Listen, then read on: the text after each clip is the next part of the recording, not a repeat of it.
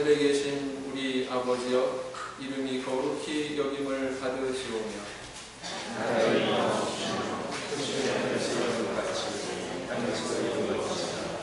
오늘날 우리에게 일용할 양식을 주옵시고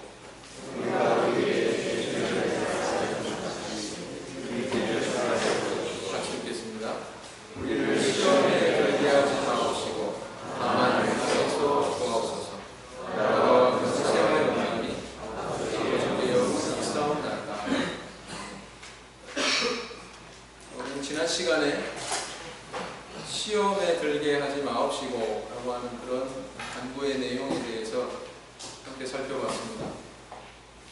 시험에 들지 않기 위해서는 우리가 인간의 근본적인 연약함에 대해서 이해해야 된다. 나도 그런 죄를 범할 수 있는 상황에 들어갈 수 있다 하는 것을 인정해야 된다 말씀드렸고요.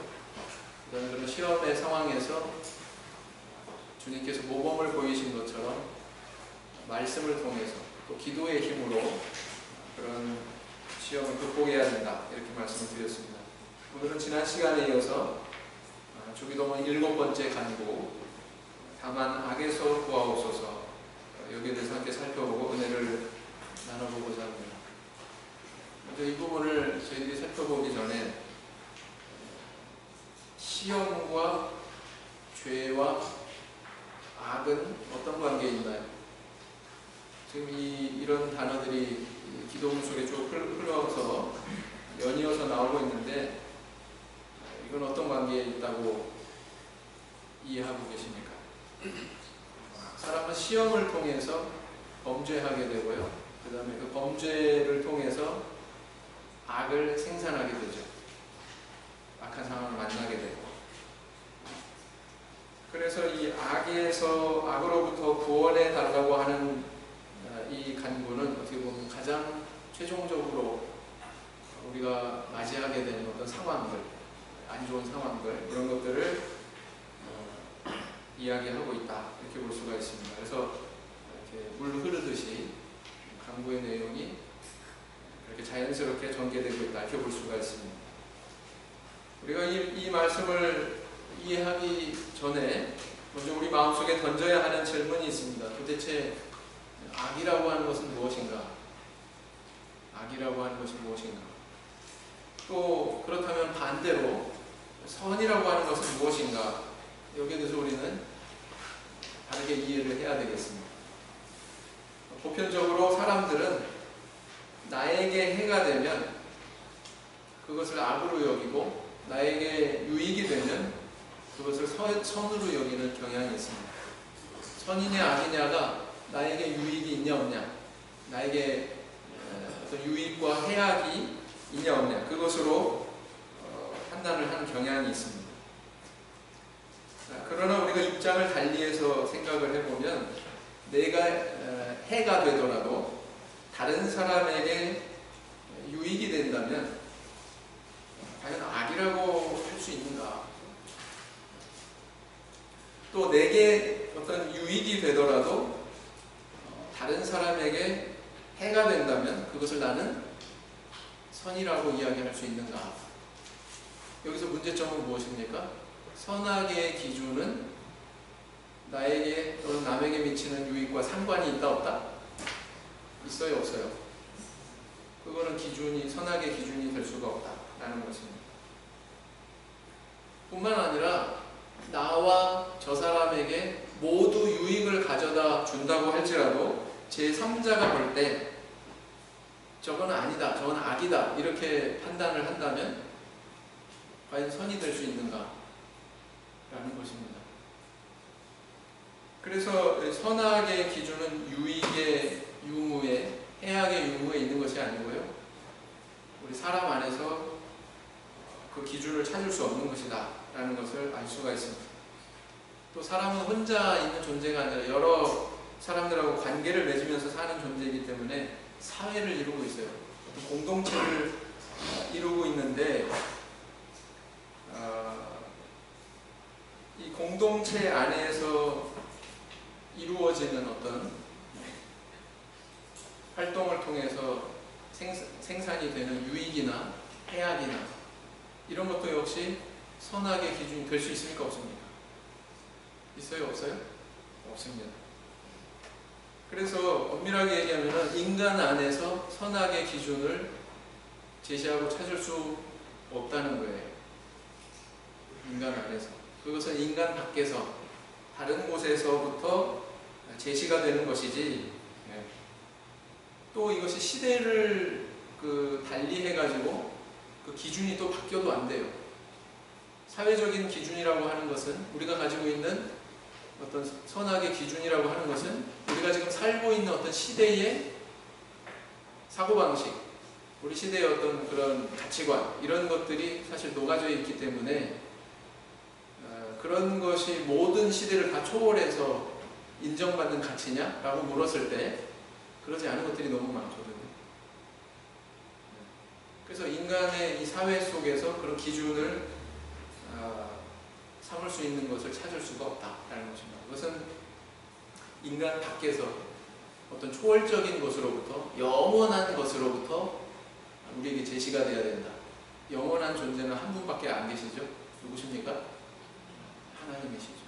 모든 시대를 초월해서 우리에게 절대 기준을 제시할 수 있는 것은 바로 그런 하나님의 영원성에 뿌리를 두고 있는 거예요. 영원하신 분이 우리에게 영원한 기준을 제시할 수가 있다라는 것입니다. 그래서 역사 속에서 그분이 제시하신 어떤 기준이 있었죠. 인류의 역사 속에 제시된 바가 있었죠. 과거에 출애굽 시대에 이스라엘 백성들에게 모세를 통해서 하나님께서 율법을 내려주셨습니다. 그게 말하자면 하나님께서 주신 인간이 소유해야 되는 선악의 기준이었죠. 인간의 양심은 다 달라요. 어떤 사람은 사람 죽이고도 양심의 가치 못 느끼는 사람도 있고요. 어떤 사람은 정말 바람에 흔들리는 잎새에도 괴로워하는 사람도 있고요. 그러니까 이건 분명히 죄다. 절대 기준을 하나님께서 제시를 해주신 거죠. 그래서 사실 엄밀하게 따지면은 하나님이 입법자시지 인간은 입법자가 될 수 없어요. 인간은 바로 준행자에 불과합니다. 하나님께서 펼쳐놓으신 법의 준행자에 불과한 존재다. 우리는 기준이 될 수 없다라는 것입니다. 그래서 우리는 살아가면서 그런 기준에서 벗어났을 때에 여러 가지 그런 악이 생성되는 그런 경험을 하게 됩니다. 죄가 범해지고 그것이 마치 도미노 현상같이 영향을 미치고 도미노가 뭐예요? 여기서 하나 블록을 쓰러뜨리면 넘어지고 그래서 나중에 최종적으로 넘어지는 것이 있죠. 그래서 사실은 한 사람이 누군가 자살을 했다. 그건 그 사람만의 문제는 아니에요. 그 사람이 왜 자살을 했지? 그 사람이 몸담고 있는 우리 사회의 이 형편이 굉장히 열악하기 때문에 그런 환경들이 그를 절망하게 했거나, 그죠?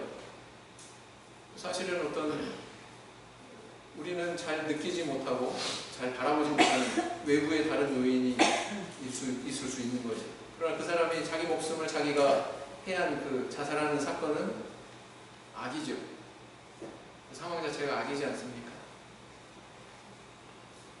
악에는 여러 가지 유형으로 그 원인이 제공이 되는데, 뭐냐면은 먼저 내가 남에게 해를 입히는 경우가 있을 수가 있죠. 내가 의도하지 않았는데 내가 실수해서 남한테 해를 입혔어요. 그래도 그에게 해가 간 거니까 악입니다. 근데 내가 또 악한 감정을 품어가지고 의도적으로 저 사람한테 뭔가 해코지를 해서 그 사람이 뭔가 피해를 당하면 그 상황 자체가 바로 악이죠. 그 상황 자체가 악이에요. 내가 뭔가 죄를 범했고 그 사람이 또 피해를 입는 그 벌어진 상황 자체.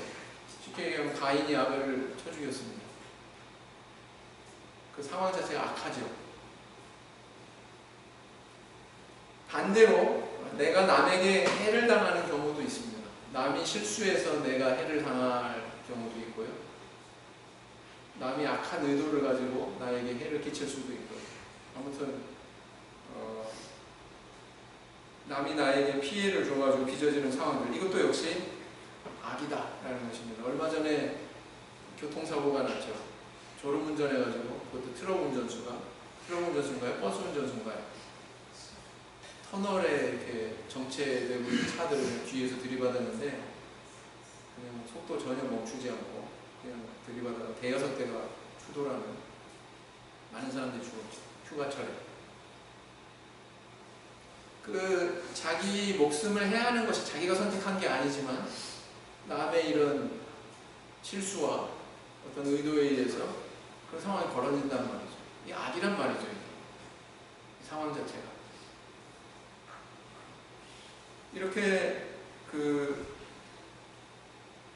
개인이 개인한테 미치는 이런 악한 상황도 있는 반면 앞서서 말씀드린 대로 사회적인 그런 악도 있습니다. 구조적인 악 이런 것들이 있죠. 나는 선하고 싶어요. 근데 사회가 전체 구조가 악한 구조로 돼 있어요. 그래서 거기서 벗어날 수가 없는 겁니다. 그런 상황들이 우리 살아가는 이 세상에 너무나도 많죠. 개인과 개인의 어떤 그런 악이 합해져 가지고 이게 어떤 그 화학작용이 일어나는 거예요. 그래서 이것이 문화화되고 더 복잡하고 더 조직적인 그런 구조적인 악을 형성을 하게 되죠. 예를 들어서 우리 많이 듣는 그런 표현들 있지 않습니까? 정경유착이니, 그죠? 정경유착이고 부정부패이고 바로 이런 것들이 그런 것들을 반영하는 용어들이다 이렇게 볼 수 있습니다. 최근 몇 년 전에 가습기 살균제 사건이 일어났죠. 지금 깔끔하게 해결됐나요? 안 됐죠. 깔끔하게 해결 안 된 이유가 뭐죠? 옥모 회사에서 첫째 가장 큰 원인은 옥모 회사에서 이거 방송 나가니까 그런 사람의 생명이나 이런 것에 대한 가치를 뒤로 하고 돈벌이에 눈이 멀어가지고 사람 목숨 뒷전이었죠. 첫 번째 원인이었고요. 또 거기서 뭔가 그 뇌물성의 그런 금품을 받고서 실험 결과를 허위로 조작한 대학 교수도 있었고, 그렇죠? 사건이 그렇게 벌어졌는데 그것을 미적거리고 책임지고서 그 해결하려고 하지 않는 정부의 아주 무능하고 무사한 일주의 그런 관료도 있었고요. 그런 거죠. 어느 한쪽에서 제대로 처신하면 많은 사람들이 이렇게 고통당하지 않잖아요.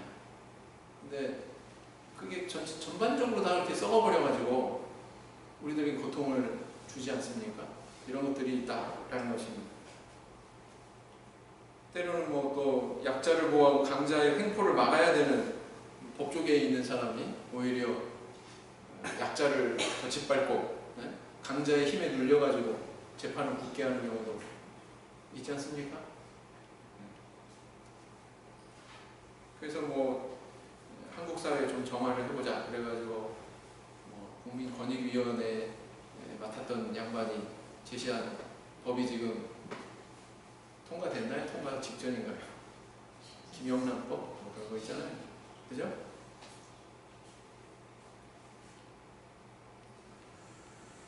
그래서 이렇게 그 사실은 어떤 요인을 제공한 사람이 있는데 그것이 어떤 사회적인 어떤 구조적인 악 때문에 이런 것들이 가려지고 오히려 엉뚱한 데서 약자들이 이렇게 피해보고 이런 예들을 무수히 많이 본단 말이죠. 우리는 중국 최고 명문 대학 가운데 하나인 청와대가 아니고 칭화대에 다니는 한 아가씨가 있었어요. 주링링이라고 그런 학생이 있었는데 공부만 잘할 뿐 아니라 피아노도 잘 치고 거문고도 연주를 잘하고 노래도 잘하고 대학 가창대회에서 대상까지 받았대요. 얼굴도 너무 미모라 가장 아름다운 여대생 선발대회에 나가가지고요 1등을 했답니다. 그런데 1994년 그리고 1995년 두 해 동안에 두 차례에 걸쳐서 독살 시도를 당했어요. 그래가지고 반식물인간이 됐습니다. 어머니가 돌봐주지 않으면 생명을 유지할 수 없는 그런 상태가 돼버렸어요. 경찰에서 이 수사에 착수했습니다. 그래가지고 계속 파들어가니까 용의자가 어디로 압축이 되냐면 같은 방 룸메이트인 순웨이라고 하는 여대생이 용의자로 물망이 떠올랐어요. 그런데 어느 순간 무혐의 처리되고 수사는 더 이상 진전되지 않았습니다. 그걸 그냥 묻혀버렸어요. 근데 순웨이라고 하는 이 그 룸메이트 여대생의 아버지가 어떤 사람이냐면은 중국 고위 관료랍니다. 중국 고위 관료래. 그래가지고 중국인들은 자기 자신들이 경험한 이 사건에 대해서 이런 사회적인 구조와 이런 부조리 이런 것들이 복잡하게 얽혀있는 아주 극단적인 악한 사건이다 이렇게 평가를 내렸다고 합니다. 이런 일이 이거 하나뿐인가요? 우리 사는 사회 속에서? 아니죠. 그래서 어떤 악이 막 더해지고 그러면 이게 괴물처럼 변해요. 괴물처럼 변해가지고 아주 끔찍한 그런 이런 결과를 우리 사회에 가져오기도 한다라는 것입니다. 그래서 이런 우리가 살아가는 이런 상황들을 우리가 지켜볼 때에 악에서 구해달라고 하는 이 간구가 얼마나 우리에게 절실한 간구일까요?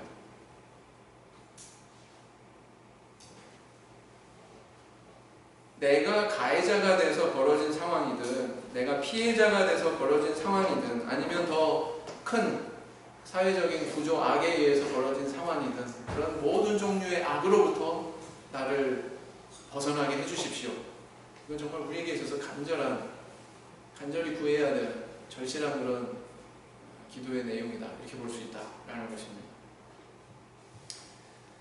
그래서 우리가 이처럼 모든 악으로부터 벗어나게 해달라고 하나님 앞에 기도하기 전에 우리 자신이 반드시 구비해야 되는 것이 있습니다. 첫째는 뭐냐면은 악에 대해서 인식하고 이해하는 거예요. 우리는 하나님의 존재를 믿습니다. 뿐만 아니라 마귀의 존재에 대해서도 우리는 인식해야 돼요. 하나님의 존재는 믿는다고 하면서 그분은 인식한다고 하면서 마귀의 존재에 대해서는 무지하다? 이건 모순이라는 거죠. 하나님을 안다는 것은 마귀의 존재도 안다는 거고 어떤 마귀의 행태에 대해서도 이해해야 된다는 것을 의미합니다. 그래서 우리가 선을 추구한다고 한다면 선의 상대 개념인 악에 대해서 모르면서 우리가 선을 추구한다? 그건 사실 모순이라는 거죠. 논리적으로. 선은 악이 대비가 될 때 선이 드러나는 거고요. 선을 추구하려면 마땅히 선을 알아야 되는데 악을 알지 못하면 선에 대해서 제대로 알지 못한다라는 것입니다. 악도 알아야 돼요. 악에 대해서 이해를 하고 있어야 된다라는 것입니다. 악의 세력이 이렇게 호락호락하지 않기 때문입니다. 때로는 선이 악이 되고 악이 선으로 그렇게 가장되는 경우도 있습니까? 없습니까? 있다는 거죠. 여기 대해서 우리 분별을 해야 되잖아요. 분별이 쉽지 않다는 거죠. 그래서 제대로 악에 대해서 파악해야 된다라는 거고요. 둘째는 뭐냐면은 어떤 상황이나 사안을 영적인 차원에서 우리가 이해할 수 있어야 돼요. 물질적인 차원이 아니라 영적인 차원에서도 우리가 분별할 줄 알아야 된다라는 것입니다. 예를 들어서 정신질환을 앓는 어떤 사람이 있어요.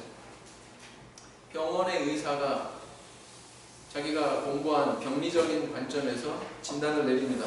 이거는요 정신적인 스트레스와 어떤 충격에 의해서 생긴 질병입니다. 이런 식으로 이제 진단을 내리지 않습니까?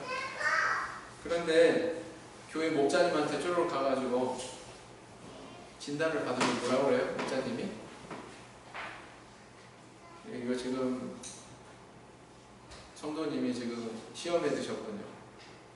성도님께서 마귀의 시험에 지금 들어있는 것 같으니 기도하고 말씀 읽고 신앙적으로 이렇게 접근해서 해결합시다. 이렇게 얘기한다고.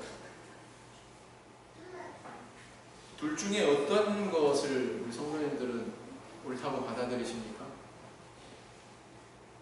성경을 참고로 우리가 답을 구해보면 이래요. 마태복음 17장을 보겠습니다. 마태복음 17장. 마태복음 17장.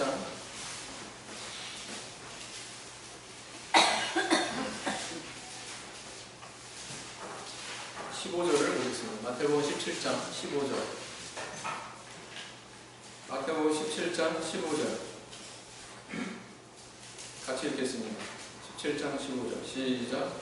주여 내 아들을 불쌍히여서 저가 간질로 심히 고생하여 자주 불에도 넘어지며 불에도 넘어지니라. 여기 보니까 이 아들의 병 때문에 나온 아버지가 치료를 간구하고 있죠. 근데 병명이 뚜렷해요. 뭐라고 했습니까?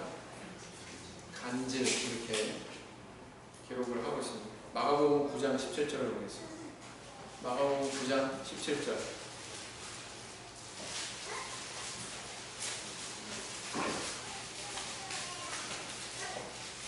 마가복음 9장 17절.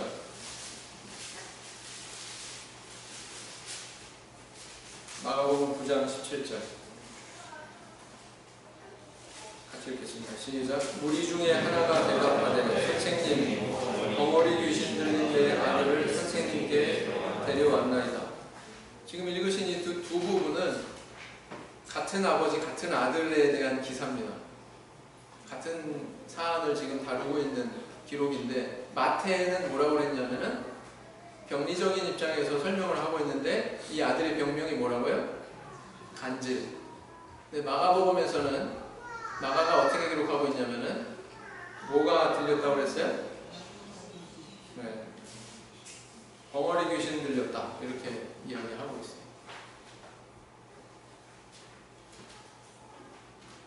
병원에 진료받으러 갔는데 의사가 청진기 갖다 대고 그렇게 진료하더니 벙어리 귀신 들렸군요, 이렇게 얘기한다면 우리 성도님들 아마 황당하실 거예요. 그죠? 뭐가 맞아요? 마태복음이 맞아요? 마가복음이 맞아요? 네? 항상 답은 똑같잖아요. 제가 질문할 때 답은 똑같잖아요. 둘 다? 둘 다? 마태는 병리적인 입장에서 간질이라고 이렇게 얘기한 거고요. 마가는 영적인 차원에서 이렇게 얘기하고 있는 겁니다. 두 개 다 맞아요. 관점에 따라서 달리 표현될 뿐이었어요. 근데 중요한 건 뭐냐면 우리는 육적인 차원에서만 바라보지 말고, 한쪽 눈으로만 보지 말고 영적인 차원에서 이게 도대체 뭐냐. 막 스트레스 받고 막 정신적으로 힘들면 위가 이상해지죠. 그죠? 화병 나고 막 그러면 어디가 이상해져요? 심장 이상해지죠. 이것도 연구해 봐야 돼요. 연구해 볼 가치가 있는 거예요. 근데 이걸 영적인 차원에서 볼 줄 알아야 된다는 거죠. 두 가지 차원에서 모두 이해할 수 있어야 돼요. 우리는 신앙이지 않습니까? 그죠? 그러니까 목사님의 그런 설명에 대해서 황당해하지 않아야 되겠죠. 뭔가 내가 정신적으로 영적인 문제가 해결이 되지 않았기 때문에 지금 이런 상황이 있는 거구나 라고 진단하고 자기를 돌아볼 수 있어야 된다라는 것입니다. 그래서 그런 분별할 능력이 있기 위해서 우리가 악에 대해서 어떻게 이해해야 되느냐, 어떤 것들을 우리가 이해하고 있어야 되느냐. 첫째, 이 세상은 모두 악한 자의 지배 아래 있다는 것을 우리는 이해해야 됩니다. 악한 자의 지배 아래 있다, 이 세상에. 요한일서 5장 19절을 보시겠습니다.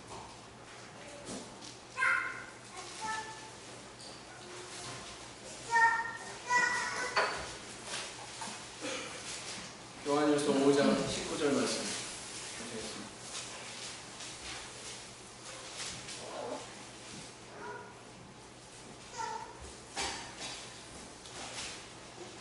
같이 읽겠습니다. 시작. 또 아는 것은 우리는 하나님께 속하고 온 세상은 악한 자 안에 처한 것이며.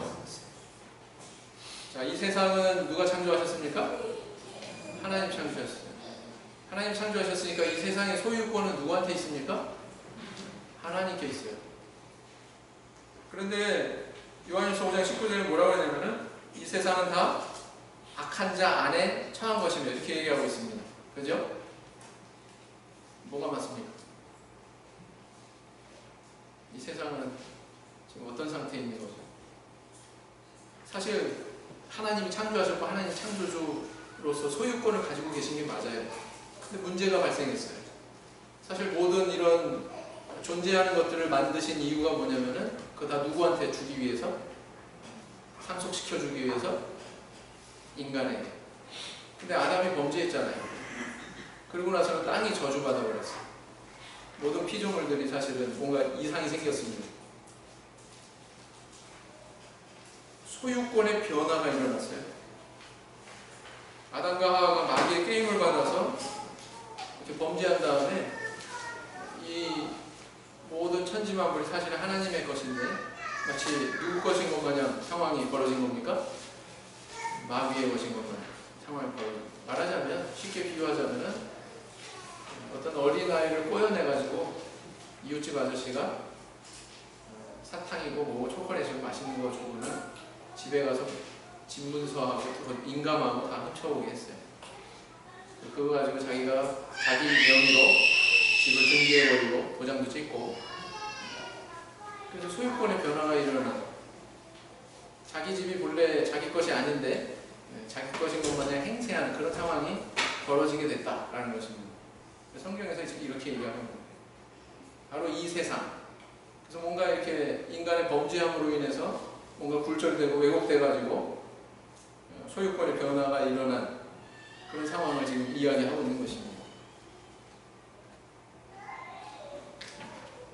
그래서 에베소서 2장 2절에는 또 유사한 표현으로 어떻게 얘기하고 있냐면, 그때 너희가 그 가운데서 행하여 이 세상 풍속을 쫓고 공중의 권세 잡은 자를 따랐으니 곧 지금 불순종의 아들들 가운데 역사하는 영이라고 했어요. 불순종의 아들들이 뭘까요? 불신자들을 얘기합니다. 하나님 믿지 않는 불신자들을 얘기해요. 그러면 공중의 권세 잡은 자는 누구를 얘기할까요?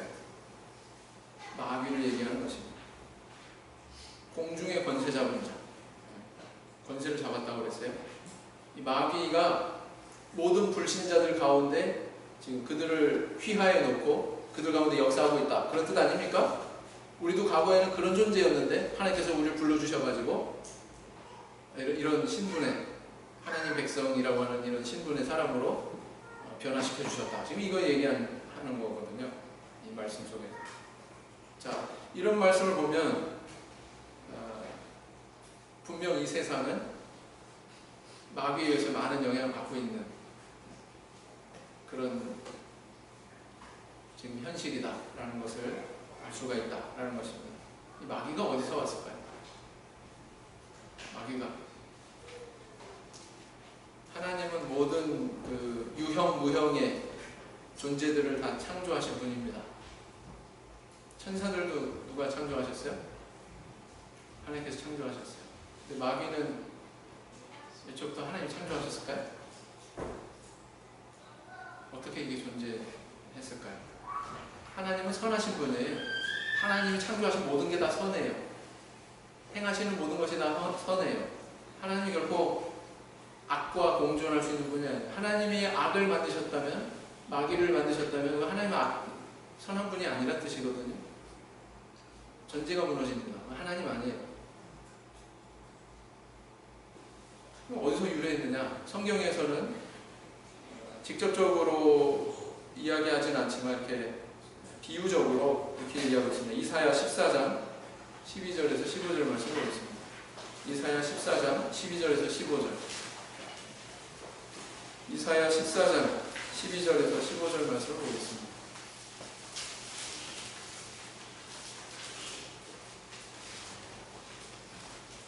이사야 14장 12절에서 15절 말씀 같이 읽겠습니다. 시작.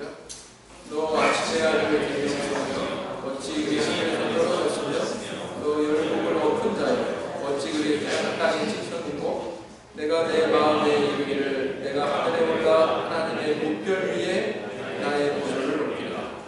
내가 북극 지폐의 산 위에 좌정하리라. 가장 높은 구름에 올라 지극히 높은 자와 비기리라 하도다. 그러나 이제 내가 울고 곧 구덩이의 맨 밑에 까치우리로다. 이렇게 얘기하고 있죠. 마귀는요, 원래 하나님께서 선하게 창조한 천사였습니다. 이런 간접적인 그런 비유의 말씀을 근거로 볼 때. 그런데 자기 위치를 지키지 않았어요. 거기서 떠나갔습니다. 하나님과 비기겠다. 마귀가 인간을 유혹할 때도 어떤 말로 유혹을 했습니까? 너 이 과실을 먹는 날에는 어떻게 된다? 너도 하나님처럼 그렇게 지혜롭게 된다. 그래서 마귀는 본래부터 마귀가 아니라 사실은 하나님께서 선하게 창조하신 천사가 교만해져가지고 자기 자리를 이탈한 거죠. 자기 자리를 떠나서 하나님과 같은 그런 존재가 되려고 하는 그런 이 영불이 바로 마귀다라는 것입니다. 가만 보면 우리가 경험하는 여러 가지 악들도 그 동기들을 보면은 자리를 이탈할 때 발생하는 것으로 발견하게 되죠. 자리를 이탈할 때. 쉽게 얘기하면 부모가 부모의 자리를 떠날 때, 남편이 남편 자리 떠나고요, 아내가 아내 자리를 떠나고요, 자녀들이 자녀들 자리를 떠날 때, 부모와의 관계로부터 이탈할 때, 그때 악이 생성되죠. 자기 자리를 지키지 않는, 성도가 성도 자리 떠나지 않을 때, 지도자가 교회 지도자 자리를 떠날 때, 이렇게 이탈할 때 악이 조장되고 악한 열매를 맺는 것을 보게 된다라는 것입니다. 유다서에서는 그래서 마귀에 대해서 이렇게 표현하고 있어요. 자기 지위를 지키지 않고 떠난 존재다, 이렇게 표현하고 있습니다. 그래서 이 세상은 악한 자의 지배 아래 처하게 됐다라는 것입니다. 모든 이런 무질서의 상황들, 거기서부터 나오는 것이고요. 그것은 바로 자리를 이탈하는 것으로 그렇게 표출되고 있다, 이렇게 우리가 판단할 수 있겠습니다. 전에 우리 교회를 위협했던 사건이 있었죠. 저기 북방 참회수교회, 교리도 변질되고 위아범이라고 하는 사람을 우상시하는 그런 변질된 교리를 가지고 있는 그 교회가 접촉해가지고 우리 신도들이 일부 거기 건너가서 세례를 받았어요. 세례 이미 받은 우리 신도가 거기서 세례를 새로 받았어요. 너네들 그 받은 세례는 잘못됐다. 왜요? 팔 벌리지 않고 받았기 때문에. 그죠? 그래서 그 세례를 몇 사람이 받았었고요. 그렇게 받은 다음에 오래지 않아서 그 중에 몇 사람이 성직자로 알림이 되죠. 한 분은 장로로 알림이 됩니다. 세례 받은 지 얼마 되지도 않는데. 여러분, 이 사실 자체가 뭘 의도하는 거예요? 북방교회 휘하에 두겠다는 거죠. 그 사람들.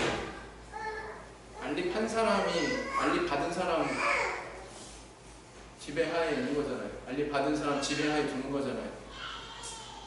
그런 의도가 다분히 있으니까 이런 일이 있어요. 무서운 일이죠.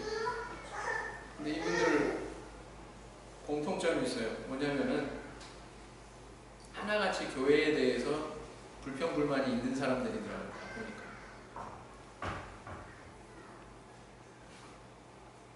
성도로서의 자리 지켰어요? 안 지켰어요? 안 지켰어요. 그 자리를 떠나니까 이런 상황이 발생하더라라는 것입니다.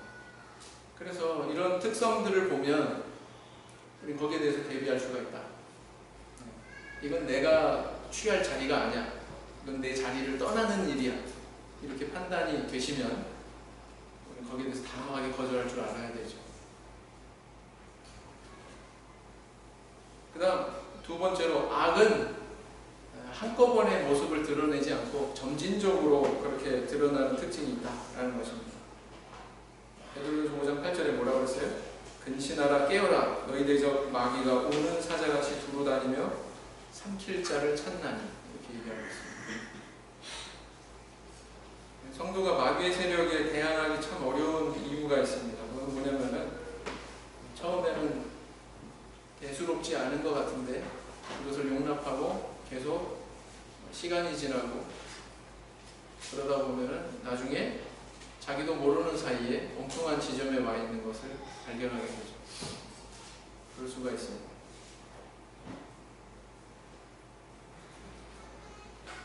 그래서 그런 얘기가 있는데요. 사막에서 한 사람이 텐트를 치고 자고 있는데 우합니다. 같이 타고 왔던 낙타가 사막의 밤 기온이 너무 찹니다. 주인이 머리만 좀 들여놓으면 안 될까요? 들여놓으라고 머리를 들여놨대요. 한참 시간이 지나다가 머리만 이렇게 있으니까 목이 너무 아프네요. 좀 앞다리만 들여놓으면 안 될까요? 그래 앞다리도 들여놔라. 앞다리도 들여놨대요. 또 조금 있었더니 이거 목까지만 넣었더니 다리가 부정해서 다리가 끊어질 것 같이 아픈데 이 다리도 다 들여놓으면 안 될까요? 그렇게 하라고 그랬대요. 그랬더니 텐트를 팍 차고 들어오면서 어차피 같이 여행하는 건데 우리 같이 자는 게 정당하지. 나는 밖에서 자는 건 애초부터 이거는 불공평한 일이었어. 그러면서 낙타가 들어와서 같이 자더라고요. 그런 무화가 있죠. 죄도 이와 같다라는 것입니다. 그래서 처음에는 작은 어떤 그런 조건을 내세우면서 접근하고 그것이 허용되다 보면 나중에 걷잡을 수 없는 그런 악한 상황으로 치닫는 그런 결과를 맞이할 수 있다라는 것입니다. 그래서 이런 악에 대해서 단호해야 된다는 것을 성경은 여러 가지로 표현하고 있거든요. 그래서 그 중에 하나가 뭐냐면 에베소 4장 27절에 뭐라 하면은 마귀로 틈을 타지 못하게 하라. 틈을 타지 못하게 하라. 그냥 빈틈없이 그냥 철벽방어를 해라. 이렇게 우리에게 충고하고 있는 것입니다. 그 다음 세 번째, 마귀의 유일한 목적은 뭐냐? 그것은 인간을 파멸시키는 것이다. 여기도 우리가 알아야 된다라는 것입니다. 잠언 4장 16절 보겠습니다. 잠언 4장 16절 말씀.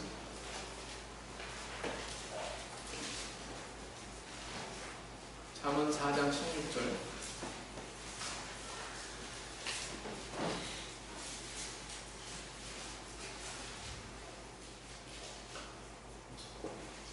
같이 읽겠습니다. 시작.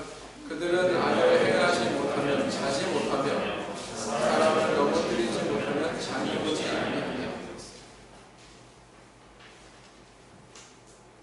이 사람은 본성적으로 약한 성향이 있습니다. 우리 안에 있습니까? 없습니까? 있어요. 아무리 어린아이도 어디서 배우지 않았는데 자기 동생 시기합니다. 그래서 부모님 안 볼 때만 해코지해요.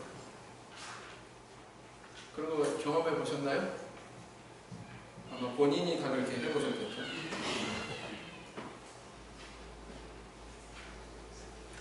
마귀 활동에 대한 그런 대항이 어려운 이유가 있습니다. 예상치 못한 방향에서 전혀 예상하지 못한 방법으로 다가올 수 있다는 거죠. 사슴은 굶주린 사자가 어느 방향에서 공격해 올지 몰라요. 갑자기 당합니다. 아무리 무술이 뛰어난 유단자도 이 사람 앞에서는 불안해요. 패할 수 있어요. 누구예요? 이게? 반치광. 특별한 어떤 패턴이 없어요. 그냥 예측 불허로 공격이 들어와요. 그러니까 이런 사람 앞에서는 유단자고 뭐 고수고 패할 수 있다. 마치 이와 같아요. 사탄은. 이게 시험이 이게 본질인 것 같은데 그게 아니라 전혀 엉뚱한 게 있을 수 있고 그렇습니다. 어느 날 사탄이 한 청년에게 내기를 걸었습니다. 야, 여기 물병 10개가 있는데 너 나랑 내기하자. 9개는 꿀물이 들었고 하나에는 동물이 들었다. 네가 만약에 하나를 선택해가지고 무사하면 여기 엄청난 돈다발을 주겠다. 할래 안 할래?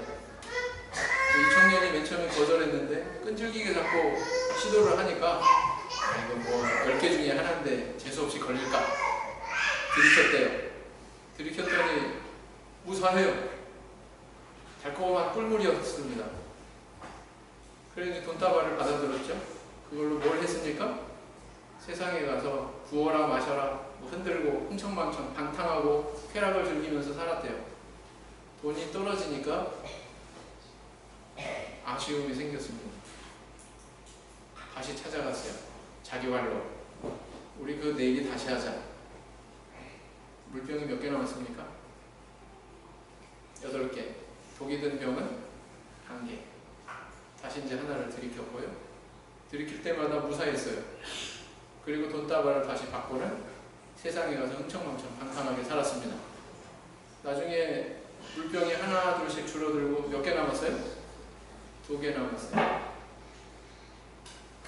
이 청년이 다시 찾아갔을까요? 안 찾아갔을까요? 이거 확률이 50%밖에 안 되네. 가지 말아야지. 그게 아니라 너무나도 그 세상에서 누린 것들이 달콤해가지고 다시 마귀에게 갔답니다. 그래서 그 2개 남겨진 물병 가운데 하나를 선택해서 떨리는 손으로 그걸 부여잡고는 마셨답니다. 어땠을까요? 무사했대요. 무사했답니다. 야, 역시 나는 행운아야. 빨리 내놔라 내 돈. 그랬더니 마귀가 그제서야 미소를 지으면서 그러더래요. 사실 10병의 이 물병에는 독이 든 것은 단 한 병도 없었다. 네가 나한테 와서 내기를 응대했고 그 내기를 한 결과 너는 나한테 돈을 가지고 가서 네 영혼을 마음껏 파괴시키는 세상의 온갖 쾌락과 방탕함을 다 누렸다. 사실 그게 너에게 독이었다. 이렇게 얘기하더랍니다. 애초에 이 청년의 눈에는 자기에게 위험한 것이 그 10개 중에 하나라고 하는 그 동물이었겠지만 사실 이 사탄은 뭘 겨냥한 거예요? 이 청년이 자기 영혼을 그런 방탕함에 세상의 쾌락에 방임해가지고 망가지는 것, 이걸 겨냥했다라는 것입니다. 이처럼 목적하는 바에 대해서 노출시키지 않아요. 그래서 그걸 이루어가요. 이게 사탄의 전략이다라는 것입니다. 우리가 그걸 분명히 알아야 된다라는 거죠. 하나님 믿는 사람이라면 하나님이 나에게 주시고자 하시는 것 무엇일까요? 그것은 영생입니다. 영원한 천국입니다. 그거 이상의 가치가 없어요. 그것을 소유하면 다 소유하는 거예요. 그걸 잃으면 다 잃습니다. 그러니까 가장 중요한 그걸 주시기를 원하셔요. 마귀는 목적이 뭐예요? 마귀가 인간을 이렇게 괴롭히고 시험에 빠뜨리고 악한 상황에 처하게 하는 목적이 뭐예요? 특별한 목적이 없어요. 이유가 없고 오로지 하나. 그냥 인간을 파멸시키는 것. 그게 목적이에요. 그게 마귀의 목적이에요. 우리는 거기에 대해서 알아야 된다. 우리는 많은 경우 하나님과 우리 사이의 어떤 관계를 통해서 질문을 던지면서 그 의문을 해소하려고 그래요. 답이 안 나와요. 둘만을 생각하면. 근데 이거는 성경에서 이야기하는 관계는 둘만의 관계가 아니에요. 거기에 끼어든 존재가 있어요. 뭡니까? 마귀의. 내가 왜 이런 걸 경험해야 되지? 내가 이런 왜 악한 상황에 처해야 되지? 하나님과 나 둘만의 사이에서만 질문을 던지면 답이 없어요. 답이 안 나와요. 근데 거기에 마귀가 끼어들어 있다고 하는 사실을 인식하고 그 안에서 우리가 답을 구해가면 답이 나와요. 그것은 뭐 우리가 악에 대해서도 알아야 된다는 거예요? 몰라야 된다는 거예요? 알아야 된다는 거예요. 알아야 위험을 피할 수 있고 알아야 당하지 않을 수 있고. 그죠? 그래서 우리 그것을 분명히 인식을 해야 된다라는 것입니다. 그래서 이런 악에 빠지지 않는 것, 이게 참 복이고요. 악에 빠지지 않도록 하나님 앞에 기도해야 되는 이유가 여기에 있는 것이죠. 예수님도 제자들을 위해서 십자가 지시기 얼마 전에 그들이 악에 빠지지 않도록 간구하신 경험이 있습니다. 요한복음 17장, 요한복음 17장을 보시겠습니다. 요한복음 17장.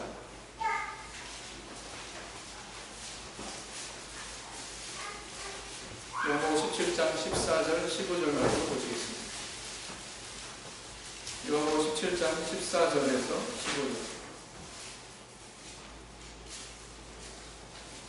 17장 14절 15절 말씀 같이 읽겠습니다. 시작. 내가 아버지의 말씀을 저희에게 주었사오니 세상이 저희를 미워하였사오니 이는 내가 세상에 속하지 아니함 같이 저희도 세상에 속하지 아니함을 이람이니이다. 내가 비오는 것은 저희를 세상에서 데려가시기를 위함이 아니요 오직 악에 빠지지 않게 보존하시기를 위함이니이다. 우리 예수님 제자들을 떠나갈 것을 예비하시면서 그 제자들이 얼마나 힘든 순간이었겠습니까? 그동안 우리들을 지도해주던 그 선생님이 눈앞에서 사라져야 돼요. 사라지는 상황이 도래합니다. 그 상황에서 예수님이 얼마나 염려가 되셨겠습니까? 근데 그 제자들을 위해 뭐라고 강구하고 계셔요? 악에 빠지지 않도록 위해서 기도하시는 우리 예수님의 모습을 보게 되죠. 그래서 주기도문에 말미에 가서 다만 악에서 구하옵소서 하는 이 간구의 내용은 정말 우리에게 절실한 내용이다. 절실한 간구의 내용이다 라는 것입니다.